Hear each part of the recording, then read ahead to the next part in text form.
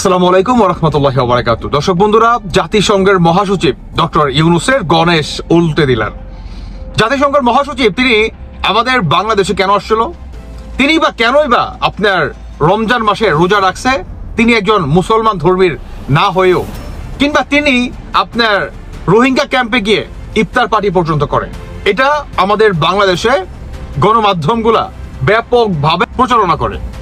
এখন এই জাতিসংঘের মহাসচিব তিনি এটাকে উল্টে দিলেন আপনার আমেরিকা থেকে একটা চিঠি পাঠিয়ে, যেদিকে আপনার ডক্টর ইউনূস কিংবা অন্তর্বর্তীকালীন সরকারের পক্ষ থেকে বলা হচ্ছিল যে জাতিসংঘের যে মহাসচিব তিনি আমাদের বাংলাদেশে আসছে, এটা হচ্ছে আমাদের বাংলাদেশের জন্য, বা বিশেষ করে আমাদের বাংলাদেশে যে রোহিঙ্গারা আছে এদের কিভাবে পুনরায় তাদের নিজ দেশে পাঠানো যায় এই প্রসঙ্গে।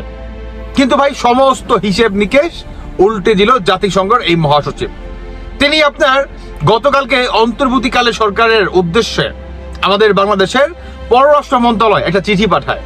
সেটি হচ্ছে ভাই, নতুন করে বাংলাদেশে যে 1,13,000, যেটা নাকি বাংলাদেশের সরকারের আপনার লিজ অনুযায়ী আপনার বেসরকারিভাবে আরো অনেক অধিক, এই যে 1,13,000 রোহিঙ্গা আমাদের বাংলাদেশে প্রবেশ করছে, এটাকে নিয়েই জাতিসংঘের মহাসচিব তিনি বললেন যে আপনারা এটাকে বা এত মানুষকে পুনরায় বাংলাদেশে আশ্রয় দেন।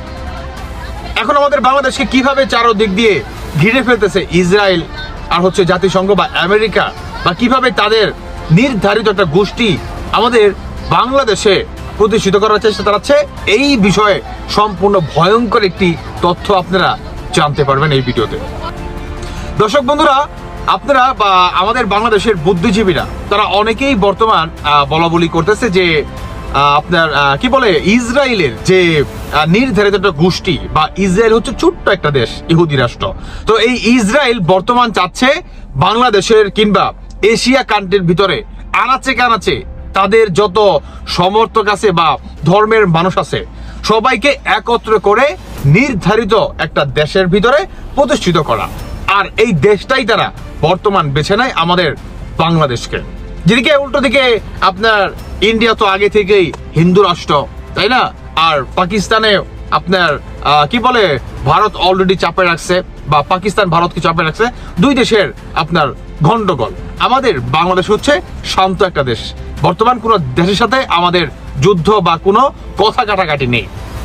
এখন এই দেশটার ভিতরেই আপনার ইসরায়েল বংশরা তারা প্রতিষ্ঠিত করতে যাচ্ছে তাদের নির্ধারিত একটা গোষ্ঠী।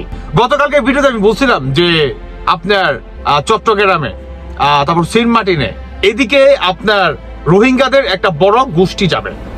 ঠিক তাই হলো। যাদের বাড়ির কক্সবাজার, আপনারা একটু জানিয়ে যাবেন। বর্তমান কক্সবাজারে স্কুল, কলেজ, মাদ্রাসায়, বিভিন্ন বড় বড় প্রতিষ্ঠানে এই আপনার রোহিঙ্গারা বর্তমান দখল করে বসে রয়েছে। বিভিন্ন জায়গায় তারা ক্যাম্প গাইডা বসে রয়েছে। এখন কথা হচ্ছে ভাই, 2017 সালে যখন নাকি বাংলাদেশে এই রোহিঙ্গাদের আগমন ঘটে, তখন আপনার কি বলে, ক্ষমতাকালীন আওয়ামী লীগ কিংবা শেখ হাসিনা তিনি বলছিল যে এদেরকে আশ্রয় দিব, আমরা এদের আশ্রয় ব্যবস্থা করছি। আমরা যতক্ষণ পর্যন্ত আমরা তাদেরকে ফেরত দিয়ে যাবে, নিশ্চয়ই আমরা তাদের পাশে থাকবো, তাদেরকে সাহায্য করবো কিছু সময়ের জন্য। তারাও তো মানুষ, কিন্তু একটা সময় জাতিসংঘ কিংবা আমেরিকার সাথে আমরা কথা বলে কিভাবে তাদের নিজ দেশে ফেরানো যায় এই প্রসঙ্গে আমরা কি আইডিয়া নিব বা দরখাস্ত করব। তখন আমরা অনেকেই বলছিলাম যে শেখ হাসিনা দেশটাকে হুমকির মুখে ফেলাচ্ছে, দেশটাকে শেষ করে দিবে, একটু একটু করে রোহিঙ্গাদের আগমন ঘটবে, আমাদের বাংলাদেশের রোহিঙ্গা দিয়ে ভরে যাবে, একটা সময় রোহিঙ্গারা যুদ্ধ করবে আমাদের বাংলাদেশের এগেনস্টে। আমরা কিন্তু এই ধরনের কথা বলছি। ইভেন কি আমরা এই কথা পর্যন্ত বলছি যে শেখ হাসিনা হয়তোবা এই যে মানুষদের মানে আশ্রয় দিচ্ছে শান্তিতে একটা নোবেল পাওয়ার জন্য। আমরা কিন্তু এটাও বলা বলি করছি যে শেখ হাসিনা অনলি নোবেল পাওয়ার জন্য তিনি আশ্রয় দিচ্ছে, কিন্তু সমস্ত আমাদের চিন্তাধারা ভুল প্রমাণিত করে।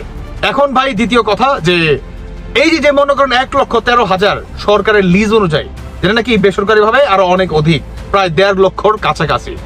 এখন এই যে 1.5 লক্ষর কাছাকাছি যে রোহিঙ্গারা বর্তমান চট্টগ্রামে দখল করে আছে, কক্সবাজারে দখল করে আছে, সেন্ট মার্টিনে দখল করে বৈশা রয়েছে, এই যে 1.5 লক্ষ প্রায় আপনার রোহিঙ্গা, বর্তমান ডক্টর ইউনূস আশ্রয় দিল আমেরিকার কথার অনুযায়ী কিংবা আমেরিকার চিঠির অনুযায়ী, তাহলে কি ডক্টর ইউনূস আরো একটি নোবেল পাওয়ার চেষ্টা চালাচ্ছে? এই বিষয়ে আসলে কে কি ভাবছেন অবশ্যই জানিয়ে যাবেন।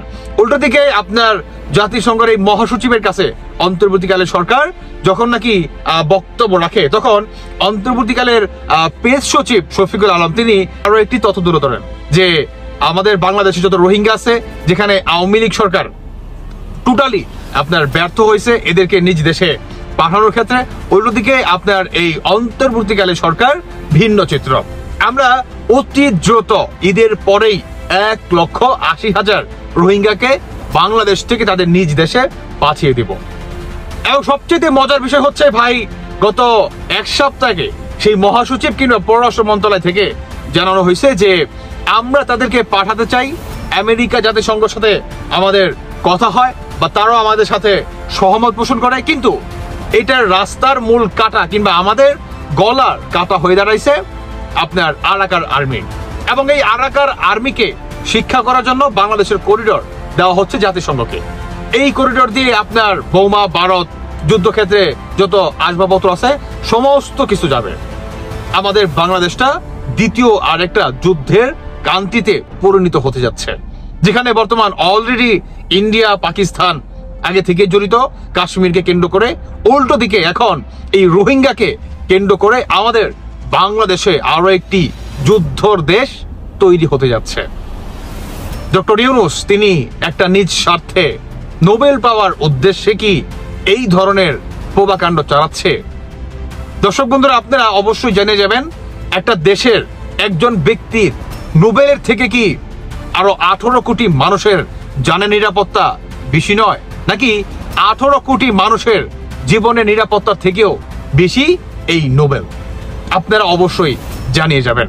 যেখানে বর্তমান বুদ্ধিজীবীরা বলতেছে যে প্রতিনিয়ত ইসরায়েল কিংবা জাতিসংঘের একটা বড় একটা পরিকল্পনা আমাদের বাংলাদেশে চালাবে, যেখানে ইসরায়েল আরো নতুন ভাবে তারা বহির্বিশ্বে শক্তিশালী করার জন্য বর্তমান বাংলাদেশকেই বেছে নিছে। এবং বাংলাদেশে যে পাহাড়ি অঞ্চলে, যেদিকে চট্টগ্রাম, তারপর খুলনা, কক্সবাজার, সেন্ট মার্টিন, বান্দরবন, এদিকে যে সমস্ত বিধর্মীরা আছে তারাই হচ্ছে বর্তমান ইসরায়েল বংশ, এবং তাদের বংশ বৃদ্ধি করার জন্যই বর্তমান রোহিঙ্গারা তারা কক্সবাজারের দিকে আগাচ্ছে।